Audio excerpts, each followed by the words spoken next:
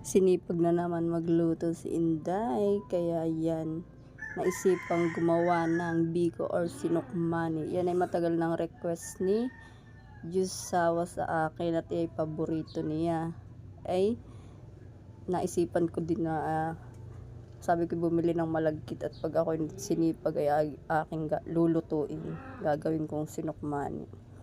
At yan na nga, akala ko naman ay may tutong yung sinain ko na malagkit at ako nagbukod pa dyan ng latik.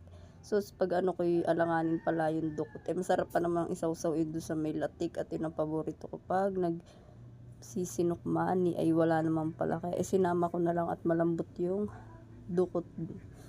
Yan nilagyan ko nga pala yan ng pandan para mabango ang ating sinukmani. May meriendahin na si asawa. Paborito talaga niya yan. Pagka uwi niya galing trabaho ay tinikman kaagad niya. Sabi niya ang sarap daw. Sabi ko kasi may kasama yung pagmamahal pag niluto. Mahilig nga pala talaga ako magluto-luto. Kaya bawal ang diet dito sa amin pag ako sinipag talaga magluto at may nagluluto. Yan, iniin na lang nga pala yan at aahunin na. Ay luto na.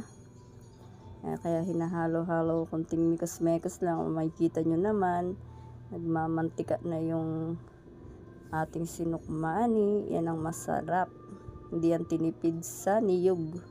4 na kabuong niyog yan ginamit ko, pero 1 kilo lang yung malagkit. Ayan na, nilagay ko na nga pala sa Tupperware. Yan lang yung nagawa ko kasi 1 kilo lang naman yan. Tapos yung maliit yan yung kanyang babaunin sa trabaho. Tapos yung nasa hawong naman yan yung aming tikiman.